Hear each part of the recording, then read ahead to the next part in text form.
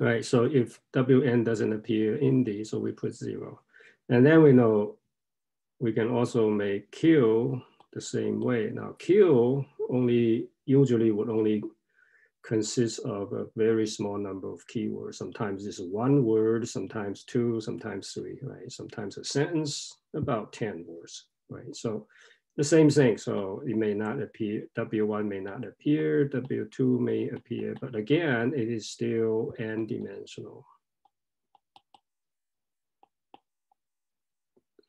Okay, so, and then we can look at the dot product of these two vectors. So because now we look at them as a vector, so it has a fixed direction of these words in the dictionary in its lexicographical order, not the orders in D, not the order in Q, right? So you just put this in, you do dot product, you get some kind of a similarity, and then we talked about last time that this measure is not very good. So we have to modify this dot product in two directions. The first one is to give better scoring of each of these words when it appears in this document or in this Q. So one is the word count, the other one is TF-IDF. And there are some other ways. For instance, we can use a rake, we can use text rank, we can also use semantic word rank and tensor rank. So there are other ways to do that. The other direction is to normalize this measurement. So by normalization, we have also two ways to normalize it. One is to normalize term, so it's a term normalization. The other one is a document length normalization. So that is what we did last time. However, of course, in practice, when you do this comparison, you don't necessarily need, for each document, you look at a long array, because what you just need to look at is by, you know what that n is, right? So then you can just look at my query. So where the query appears, you can just look at those words, and then you look at whether those words appear in D. So that way you can shorten. You can shorten the vector lengths. Okay, so that's from practical view how you would compute this dot products. Okay.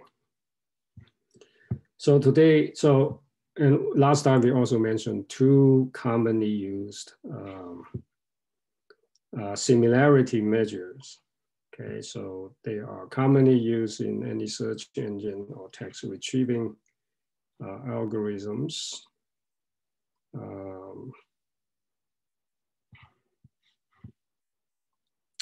So today, what we are going to look at is a different direction. So we are going to look at a language model.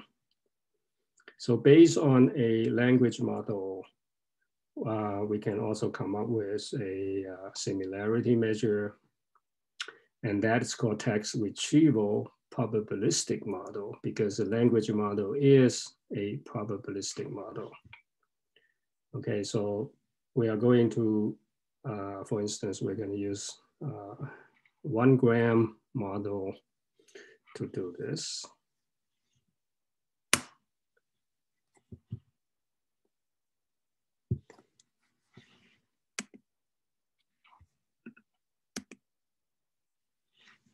So here's the basic ideas.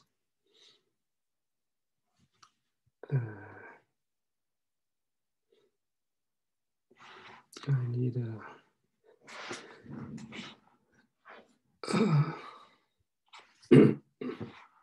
hold on, I need to get a new files here.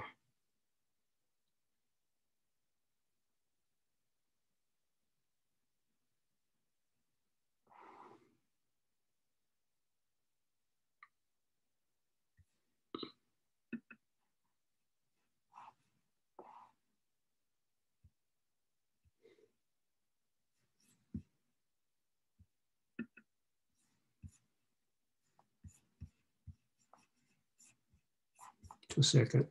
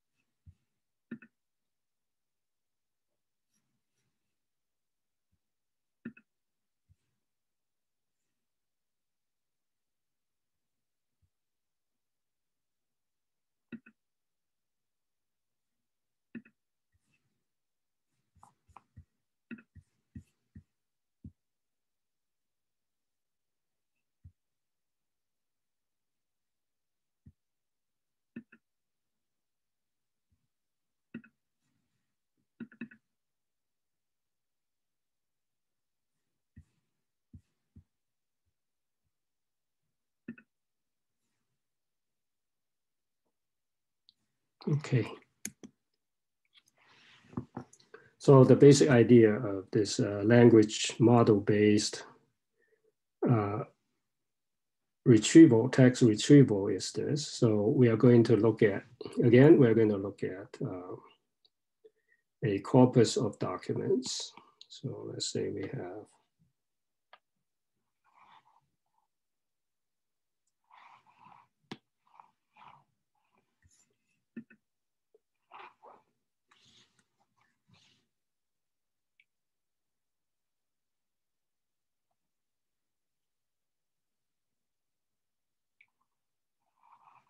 a corpus of documents, and we're going to call it D, D1, D2, and DM. And then we have a query presented. So let's say this is a user query. This D is a collection of documents, and which would be the input to our text information system. So the user presents a query. So we want to pull the documents that match well with the queries. Okay, so that's what we're going to do. So that means that we have, obviously, some of these documents are relevant, some of those are not relevant. So we have this relevancy with respect to this Q. So we have relevance. Okay, some of them are good, some of them are not. Some of them, well, by good means is relevant to the query.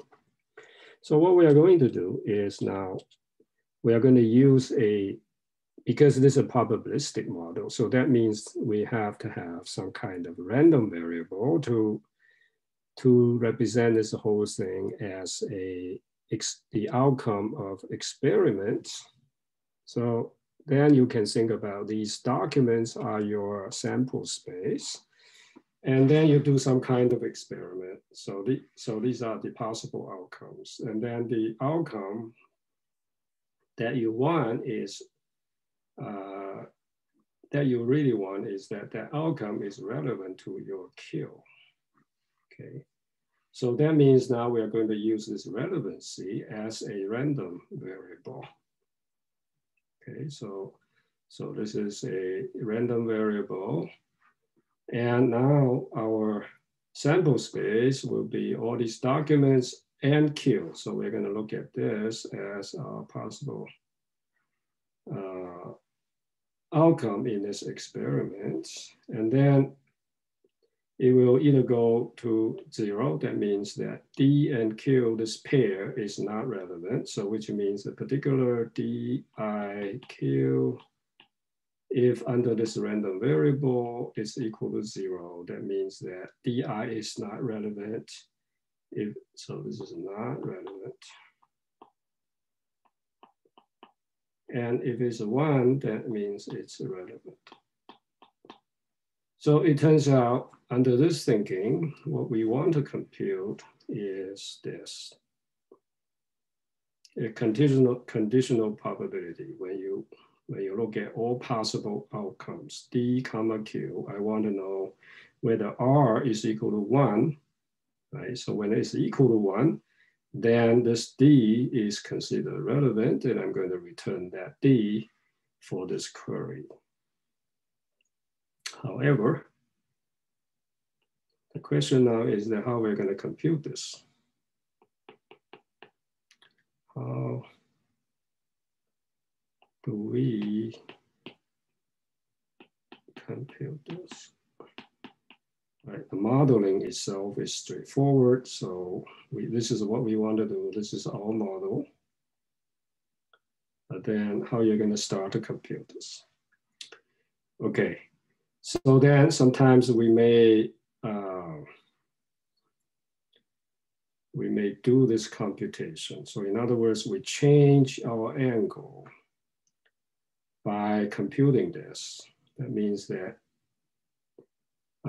let's say you can observe, because this is a user-based, so user can tell us the relevance. So that means, say, this is a given instead. I'm going to compute what this query might be. So from this angle, then we may have a way to do it. So to do some computation, then I would assume that those things we want to compute can be approximated by this. Okay, so now what does this thing mean? So this thing means the following. So think about, we have a user. So a user likes a document D.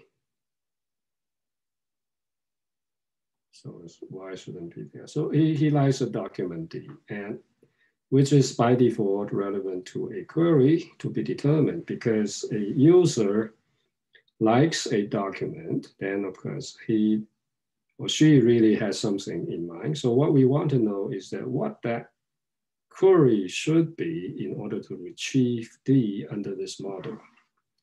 So that means how likely would the user enter a query Q? Now here Q is a given. How likely this user will enter Q in order to achieve D. Okay, so that's, now we change the angle, so that may give us some leverage to do this computation. Okay, so that's the idea, or basic ideas. So now first let's look at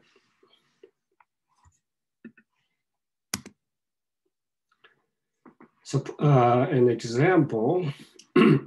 Now here is, let's say we get it from a out of band source, right? So we have a bunch of documents. So this is our document corpus, and then we have possible query set. So here we look at Q1, Q2, Q3, Q4. And then the user will tell us the relevance of this document for this query. Now, for user A, as you can see here, that Q1, so this pair is relevant from user A points of view, but from user B's points of view, they are not relevant.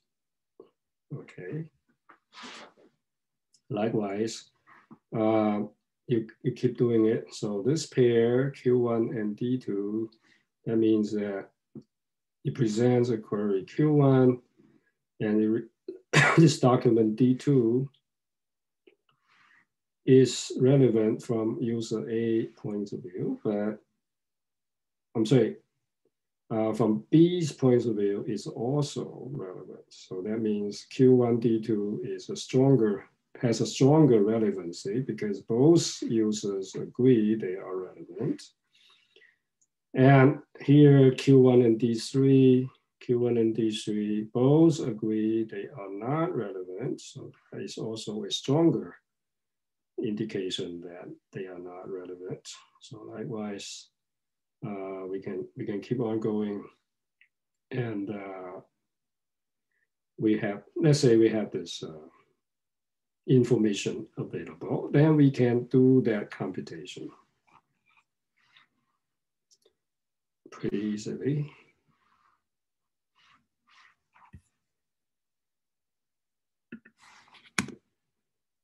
Okay, so what we're going to do, because this is what we want to compute, if we have the previous table available, then we just do counting to do the counting. So we count,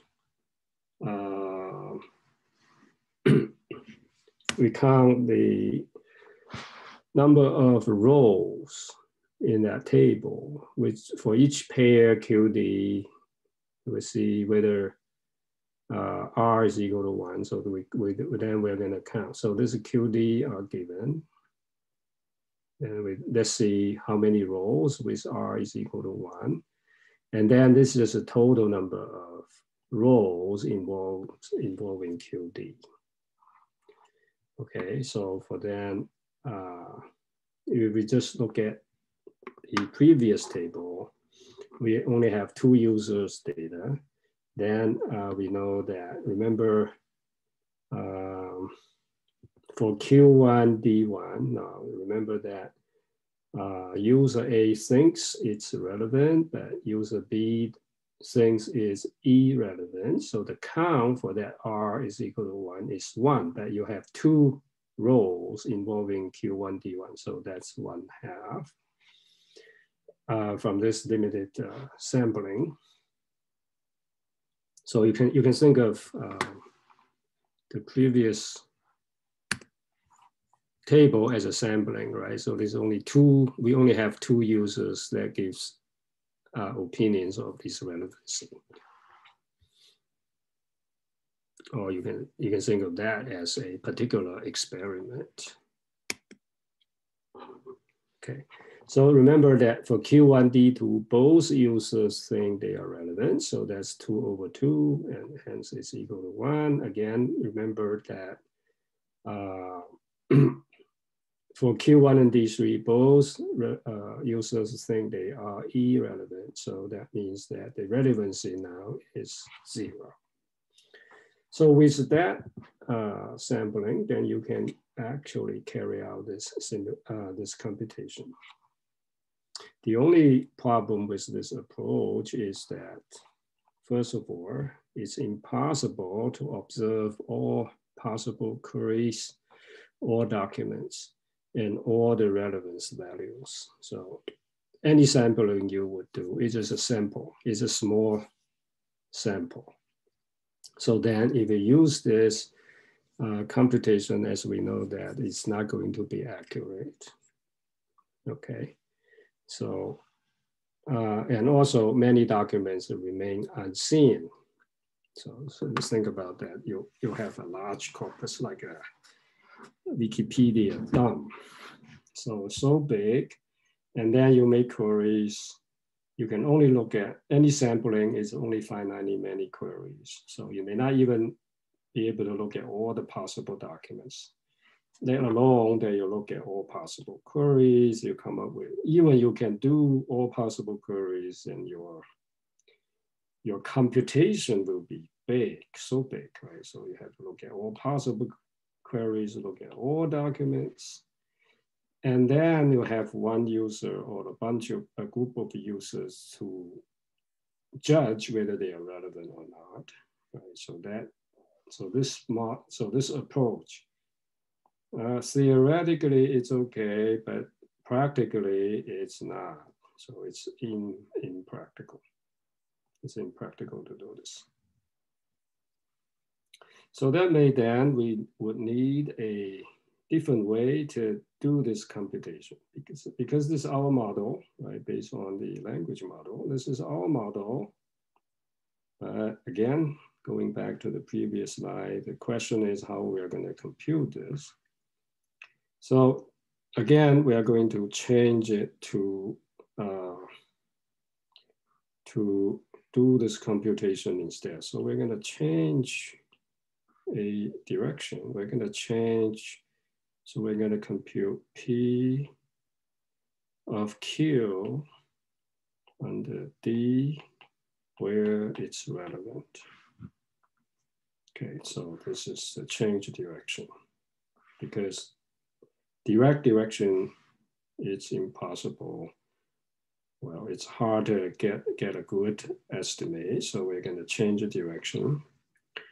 So again, the idea of this is this IOW means, in other words, okay, so given the document D, what query Q would be likely to result in retrieving D. Okay, so this is, we already mentioned it earlier. So that's what we're going to talk about now.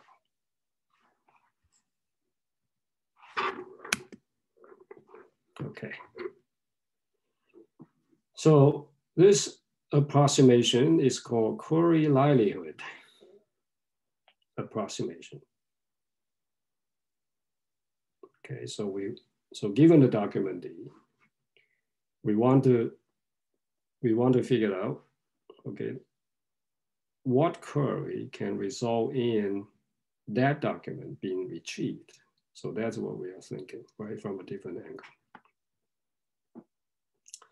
So then now let's say there's a document here. We have, so this part of this document D, we have news of presidential campaign, blah, blah, blah. And then we have presidential candidate, blah, blah, blah. So these are some of the words appear in D.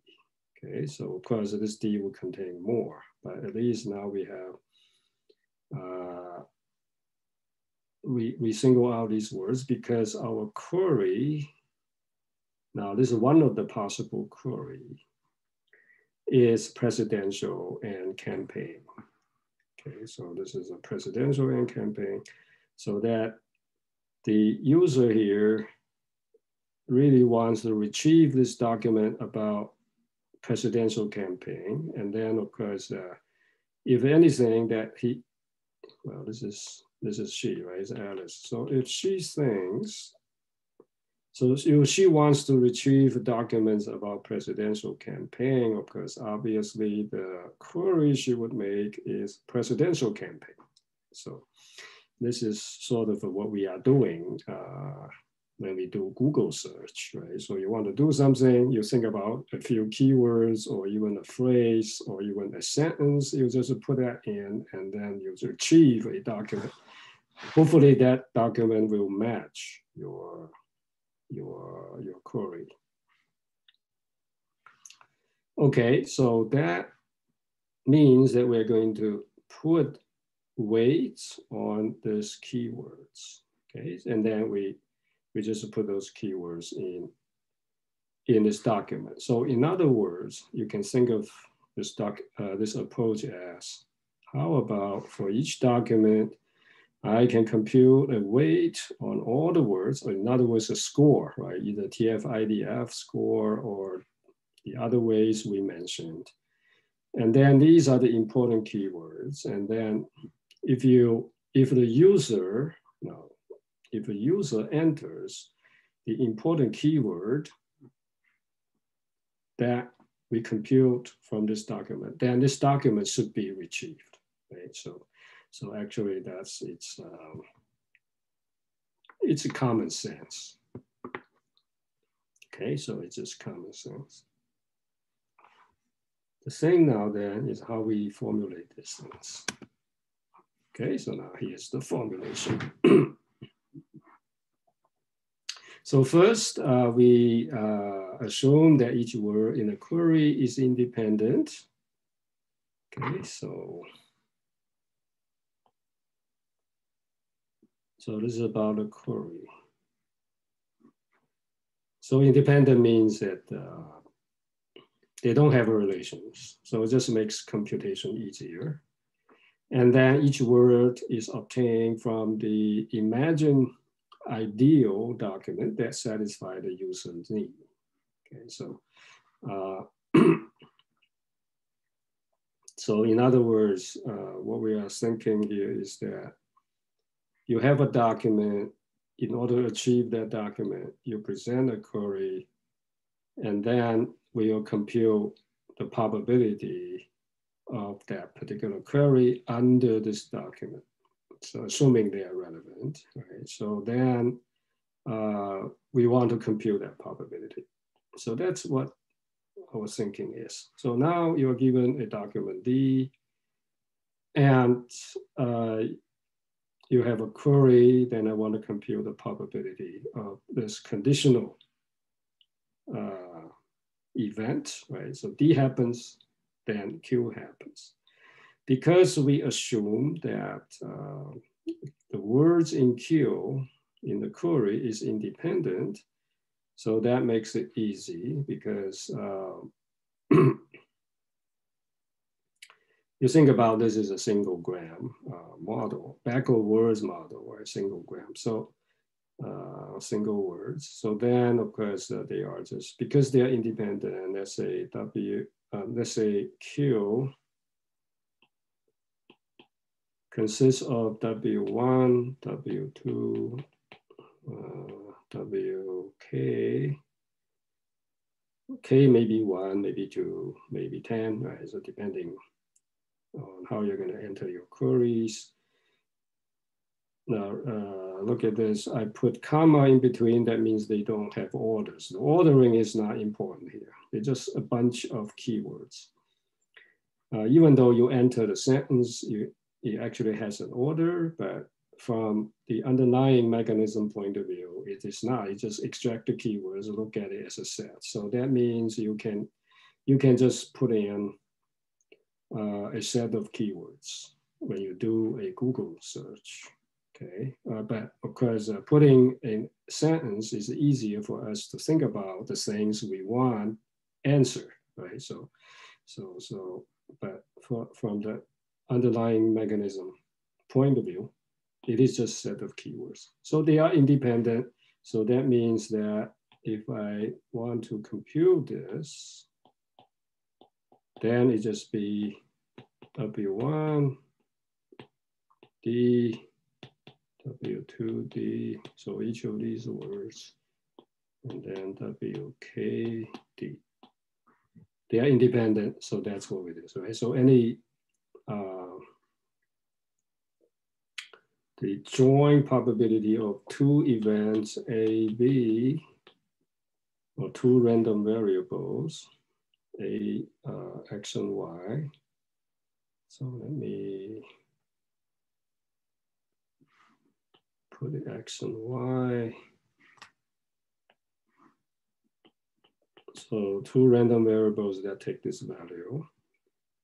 If these two random variables are independent, then it's just simply equal to Px times Py. So you put a condition Z, so that's the same condition. Okay, so that's what it is. So though we put a shorthand for this, that becomes this thing. All right, so because some of these words may appear more than once, as we said, we have also do a count so that we can simplify it to this, right? So for the same word that appears more than once, so this, well, one time, of course, this means 1, 2 times means equal to 2. So then what we are going to do now is for W in our vocabulary, we can count this.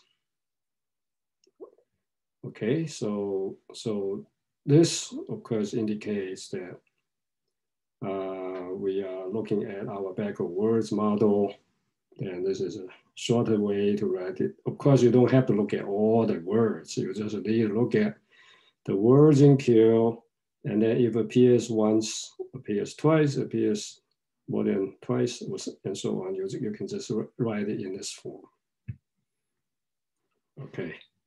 So now we have, after this change of consideration, now we have this formula, which we can we can have a handle. So we have a handle now, right? So we don't have to do as before we do, if we wanted to compute this directly, compute this directly,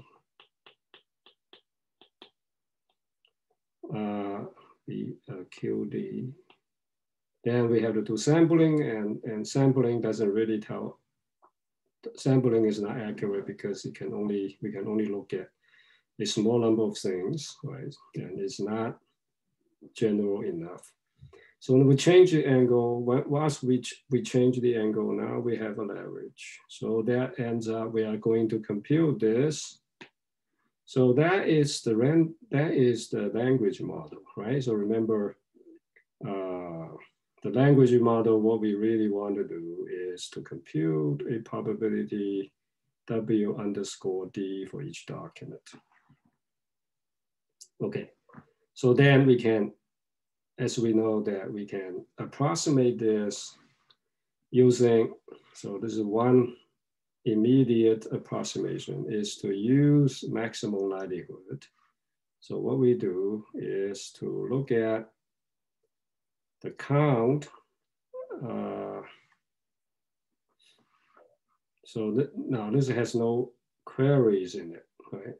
So for this, each W in the query, but the probability itself, now we get rid of this query. There's no query now, see? So that makes it easier, right? So then this probability just based on D itself for each word. And then of course, you only look at the words that appear in the query.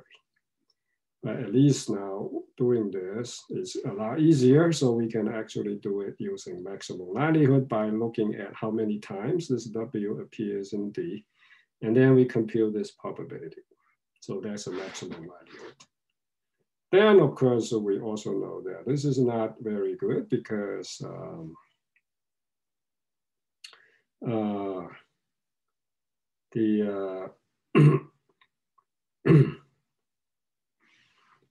as we know that the maximum likelihood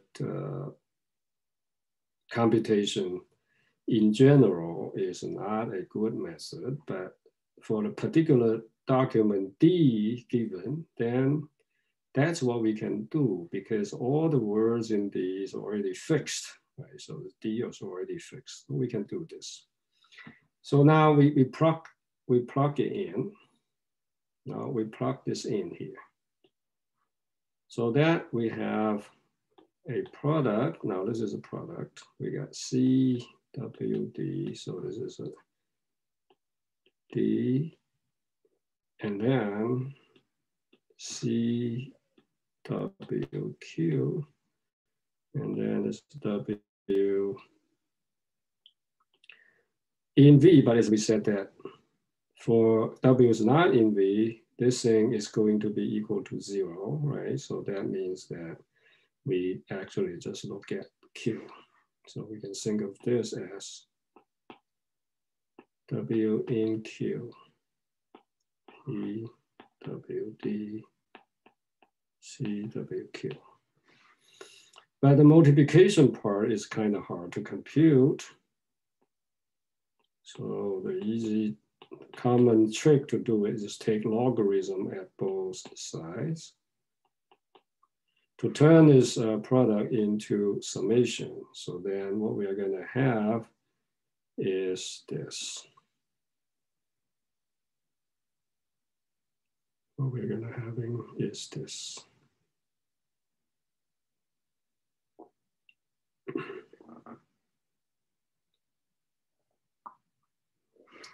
Okay, so maybe I should take that one back here. So this is a V.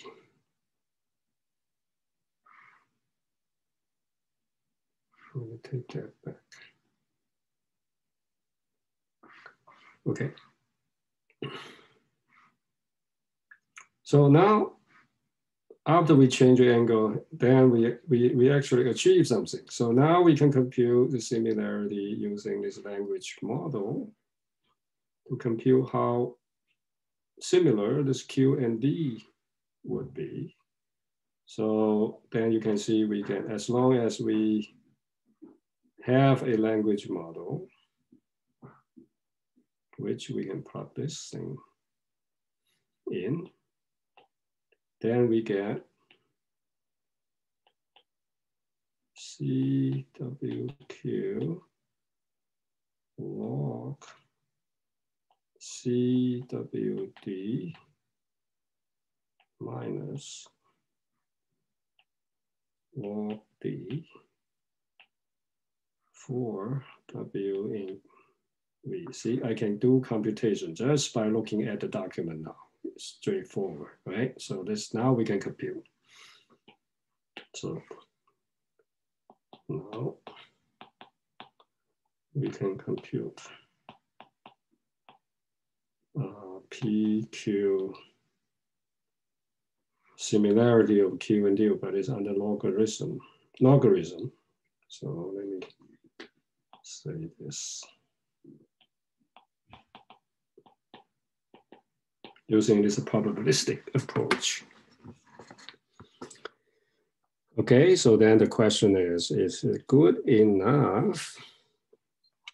Now we have a handle, right? So usually when we do something, we first try to lay our hands on, and then we try to see, okay, this thing we get, is it good? And then if it isn't, then we want to improve it.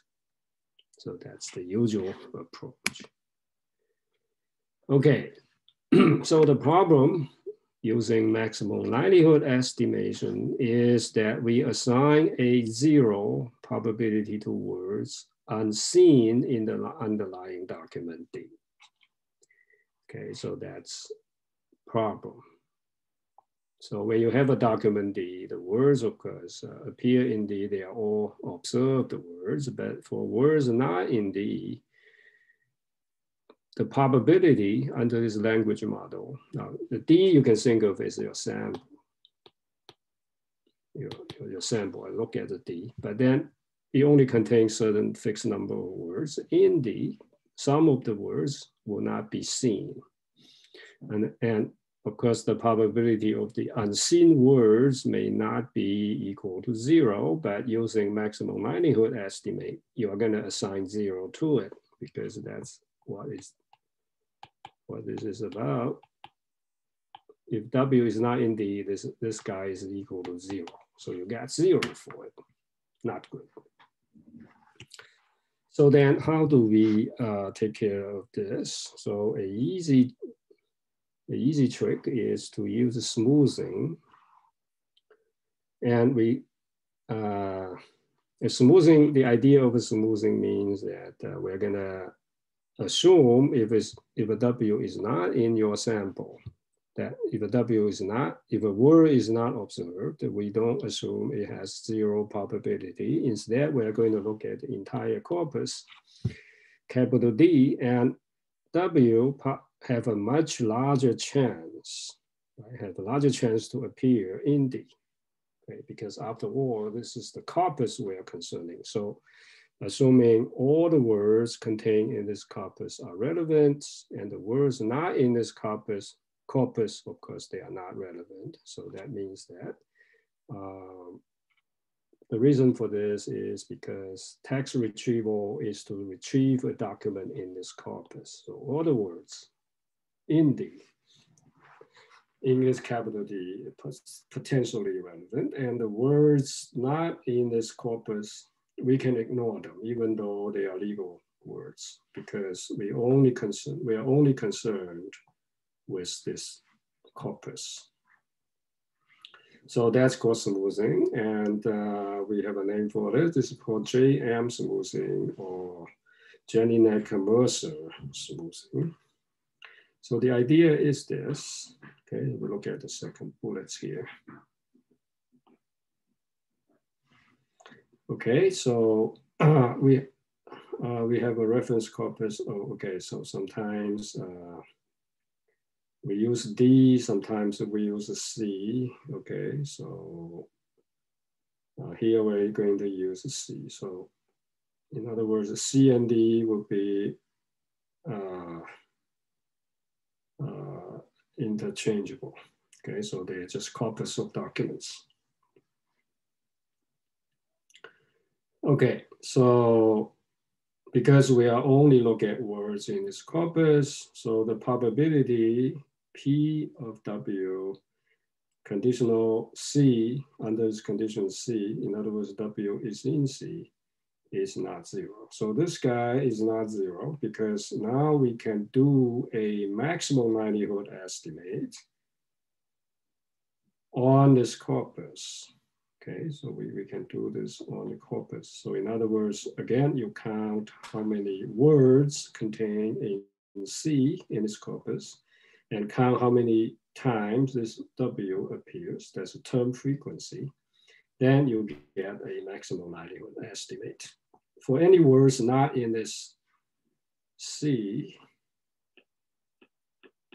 we'll consider they are not relevant, even though, of course, sometimes if we want to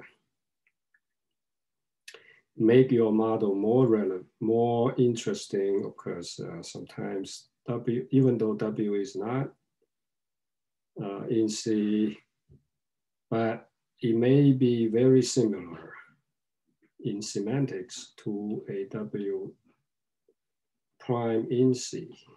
Okay, so this is very similar, semantically similar.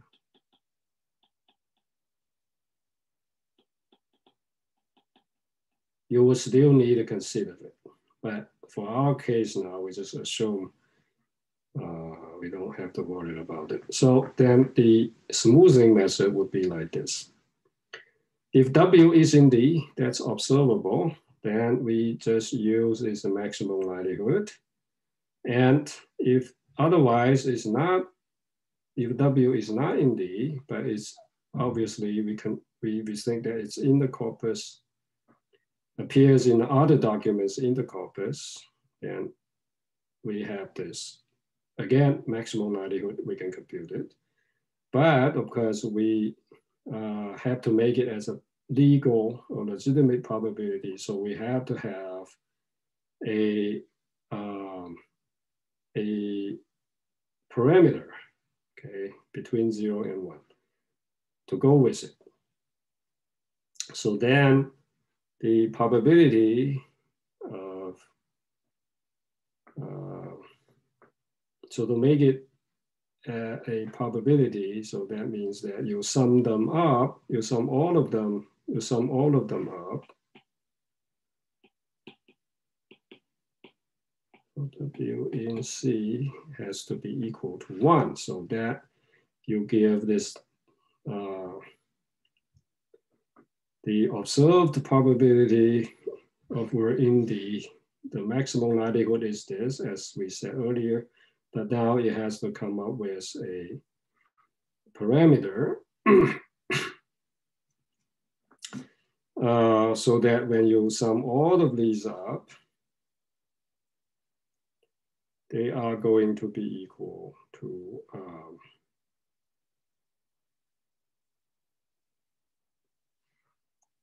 excuse me. So it's a probability.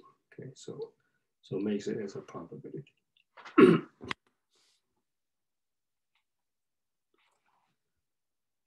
Some small treatment. So now, after all this, now let's put these things together to come up with a computation by taking care of unseen words in a particular document. So again, this is, let's say our query is W1, W2, Wn. And I used K earlier, now I just use N. So this is what we begin with. This is what we want to do. Okay, so then now, because now we change this into two portions. One is seen, the other one is, so this is seen in D, the other one is not seen in D, but seen in C. Right, so two portions of it. So that means that we are gonna have this. Okay, so the first portion is a seen. So that's W is in D. The second is W is not in D. So that we have this. Okay, so we can say W in V, not D, but also we can say in C, not D, because still if you have some words not in C, then this guy is also 0. So we can change that V to this. Okay, but this is the same. Okay, so then we are going to do some computation. So this thing, W is in D. Now we can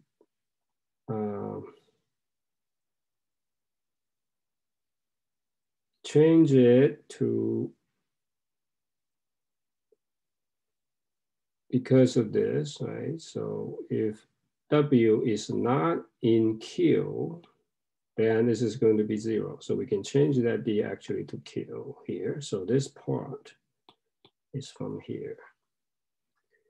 All right, so then this part, we got two things. So one is in V, so the V part is this. So we just completely, so move it down, the V part, so that's the V part. And then you got the minus the D part, so that means you got the minus the D part. So this thing is also going down, but then you minus the D part. So this treatment is good because now I can merge. I can merge this part and this part to this. Okay, and so that is CWQ log P scene over this down there. Okay, so that's something we like to have. And then we have, then we change this portion here. Okay, so we change, so this log this, that means log alpha D. So, and then plus this thing. So then this thing, we only look at W in Q, so that means the length of Q. So that means this portion becomes this guy, and the remaining part is here. So then the number of words in Q is N, so I replace this, the length of Q with N. And this thing, we can further simplify it to the particular words. So then it becomes all the words in Qs, that's I from 1 to N, WIC. So that is, after all this working around things, so now we come up with a better way to compute this similarity or compute this probability, which is P Q D. Okay, so of course it's a log, as we saw earlier. Okay, so that we can do this computation now.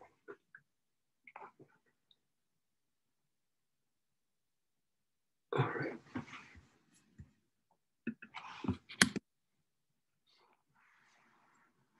Okay, so remember we have the last term,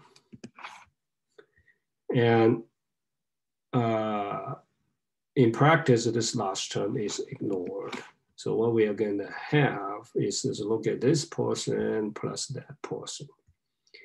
And then we plug this P scene in, so that means now we can actually write it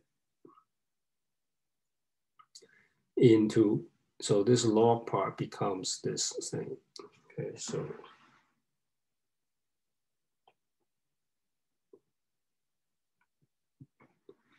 So that is what people used to compute this similarity. So that means that you are given a probability D. I'm sorry. You are given a document and a query pair using this probability model. We compute its similarity. If this similarity is large, I'm going to return D. Right? So you can, for instance, you can rank all the similarities. You return the top K documents, right? K could be 10, could be, you can set, right? You can do all of these setting, or you can simply rank this D. And that is the formula that's used. Okay, so this whole thing is used. That's the model. That's the final model. Computation. To figure out, given a pair now, we're given a pair, I can compute how similar they are by using this formula. And they can all be done. So the only thing you need to do is to set these parameters. So the parameters, you set the parameter, you probably want to do some kind of machine learning thing. If you have a label data, then you can use your label data to determine when this parameter value, what value of this for this parameter will give you a larger similarity. Then you can use that for this corpus, for this retrieval, for retrieval purpose.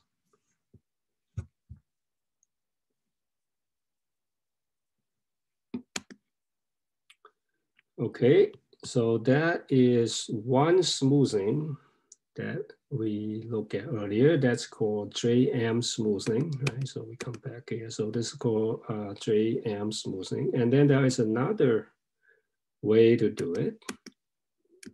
Sometimes it's better. This is called Dirichlet prior smoothing. So what we are going to do, again, this is a maximum likelihood for scene. Right? We can think about this as a scene that has been seen. So it's a straightforward maximum likelihood. Okay, so let me just, for each W in D, it's equal to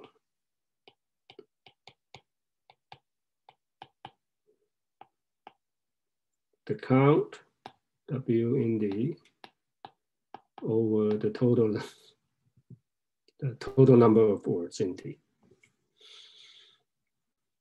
So the parameter we have is this. So because you're going to look at two probability, right? So when W is in D, you're using this. When W is not in D, but in C, you're using this. So this could be, again, you can use a maximum likelihood.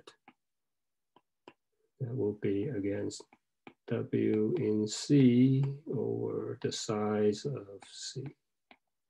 Okay, so that is also maximum likelihood. So we can compute these two probability. Then how do you average them up? So this way we are using two. So we are using this.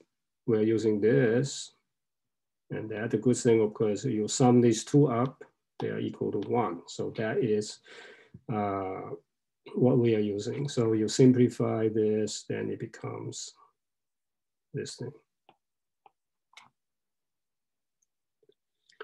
Okay, so that's another way to do this. So finally, this is our second model for doing this. That's called Dirichlet prior smoothing. They can all be computed. So you can either use JM smoothing or Dirichlet prior smoothing. The textbook didn't tell you which one is better in practice. For certain corpus, You may one may be better than the other, but in general, you can use either one. So that's about text retrieval. Again, the problem here is that you have a corpus of documents. You want, such as a search engine, you have the entire internet documents in your servers, of course, in multiple places. And the user presents a query, of course, the user's mind, there are certain things the user is looking for. So of course, usually those things are represented by a set of keywords. So you can just put in those keywords, and using these models, then you'll get a list of documents returned to you. And as you can see, they are relevant, right? Usually they are relevant.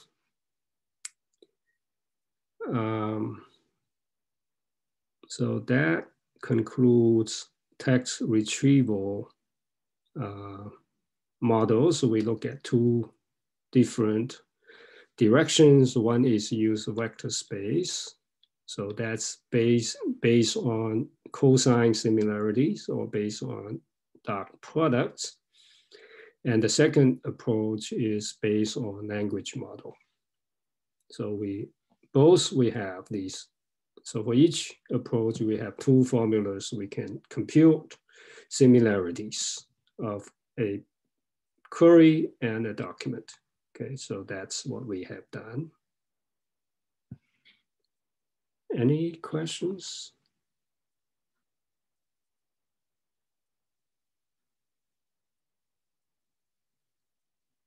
Okay, so I have about some time left. So you don't have questions, then we are going to move on to the next topic. So let me ask you again, any questions? I don't think so, thank you. Okay. All right, so now.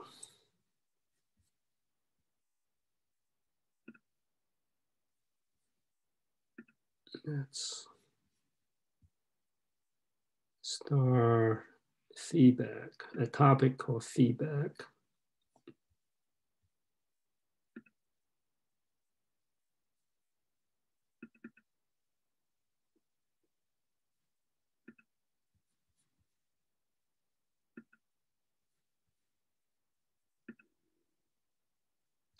Okay, so in the previous module, we look at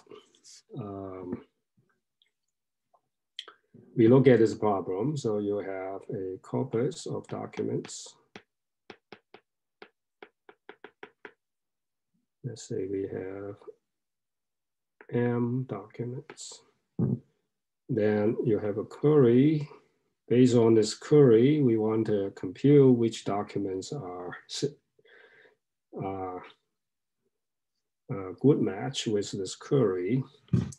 So in other words, turns out we want to we come up with a similarity measure of QND. So we have two approaches, as we said a moment ago. So we can use a vector space. We can also use probabilistic or language model based on language model. So for each of these, we have two formulas to compute them. In practice, of course, you want to figure out which formula you're going to use. So right now, we just present these are promising ways to do it, but you still need to choose which one it is. Okay, so after you choose this, our thinking then is, can we improve its accuracy? So can we improve this? Can we improve this relevancy?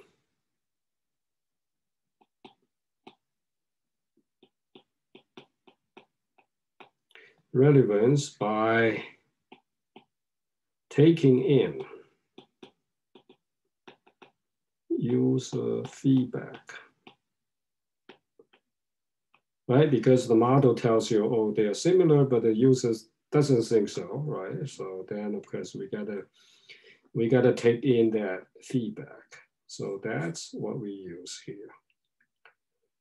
That's what we're going to talk about in this module. So how can we incorporate user feedbacks? But then, of course, the user feedbacks. So how can you get user feedback? Right. So one is you specifically ask the user, which is hard to get. Right. So you ask them, you present this query, you present this document, and you tell me, right, ask the user whether it's relevant. So this document is returned by my model, right, using one of these. And then you, of course, for each user, you can get a judgment, either relevant or not. So that's one way to get feedback. But as you can imagine, this is not practical. Okay, so normally when people get feedback is by looking at click-throughs, right? You have a search engine, a user presents a query and then returns a bunch of documents. And then of course, for each document returned, it also returns a few lines, right, of that document. And then the user will make a judgment, and then based on those limited pieces information, the user may click this one or may click the second one, and then skip the third and click the fourth. So that really gives you some information based on that user point of view about the relevancy of his queries. So we are trying to use that piece of information to improve this similarity measure. Okay, so this system query update, right? We want to improve this relevancy measure. So in other words, we want to, we call it query update based on feedback. So how do you make a better queries? So the observation here is that top ranked documents may not be relevant from one of the formulas we look at, right? So now we have 4 formulas we can use. They return top documents based on a query. And of course, the user may not think they are relevant, or some of them are, some of them are not. So we want to improve this retrieval results. Okay, so using the user's action and previous search results. So previous search result, of course, is returned by our model, right, by our formula. And so this is a machine returned documents, and the user can have a judgment on those. So they click or not click, or they can actually tell you this is not relevant. Right? So, but nevertheless, we do have some indication which one is relevant, which is not, even though that is also an approximation of the user's mind. But that's what we have, right? That's the handle we can hold on to. So then we are going to use that handle to do something. So then the system is like this. Okay, so we have a retrieval algorithm. So we call it retrieval engine, right? So you can implement all those 4 formulas, and then you determine which one you want to use based on the query, or maybe based on the corpus of documents you have. So, but nevertheless, that is the machine. That's the engine, right? So this is the engine. So the green line, of course, is the initial application of this retrieval engine. So the user presents a query. This algorithm returns a bunch of documents.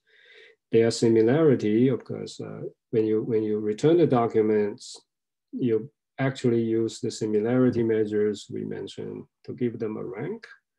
So assuming these are the numbers, okay, so they are not the accurate numbers. It's just made up numbers. So based on this rank, we return this to the user, right? So the user looks at that. So maybe immediately the user, this particular user, doesn't think D1, I'm sorry, that doesn't think D2 is relevant. Okay, so D1 is relevant, D2 isn't, because the user didn't click D2. He clicked D1 and then it jumped over to D3 and so on. So that's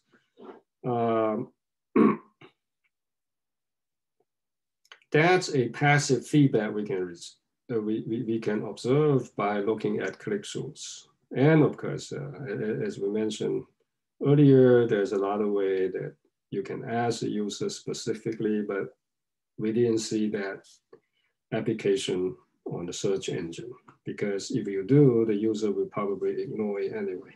It's not going to give you any feedback that way.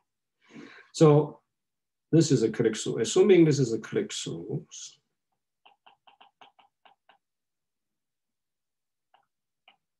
okay, your system can actually observe this, right? So actually, all our search habits has been recorded by the search engine. So search engine can observe these click-throughs, and then it tries to use this click-throughs to update this. So you're going back to the search engine. So the next time, if you present the same query, the same user presents the same query again, it hopefully will give you a different or better retrieval results. Now, I don't know whether the Google search engine actually implements this, right? Probably they do. You would probably want to do an experiment. So you make a certain query, let's say certain query, and then you record what is the return. And then after a while, now you have to give it some time to do this computations. Maybe the next day or day after. You do the same query again to see whether you return the same, you see the same results return. But then when you do this experiment, you got to move a few pages and click through some of the documents with a lower rank. Okay, so then hopefully you can see change the next time. All right, then that's one way to see whether Google implements this algorithm to verify that. So that probably you can do. I didn't purposely do this, but you can carry out that experiment if you are interested in knowing whether Google does this.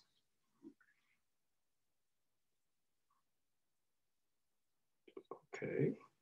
So that is the cycle. So then you can keep on doing this, right? So each time you made a query, the system returns a bunch of documents according to their similarities to the query.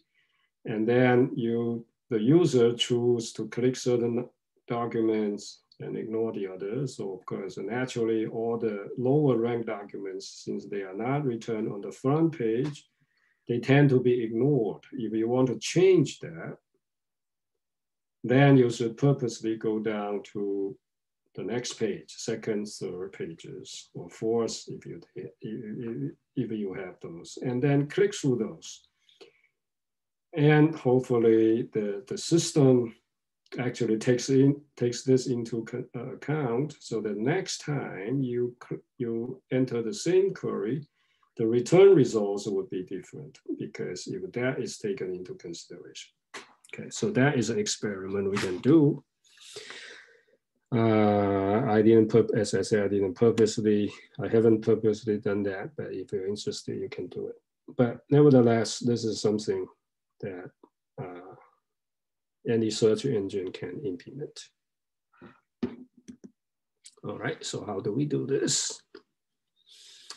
Okay, how this can be done. So relevance judgment, so how can we determine this? As I already said, we can use click-through to determine relevance. or we can use explicit relevant judgment, and some small system can do this. So this is only for very specifics, for specific application. For specific application, and then you can explicitly ask the user to give feedback, okay? But most of the time is implicit feedback. Okay, so my time is up, so I'm gonna stop here. And I'm gonna continue this topic next week. Any questions? No question, thank you. All right, okay then. See you next time.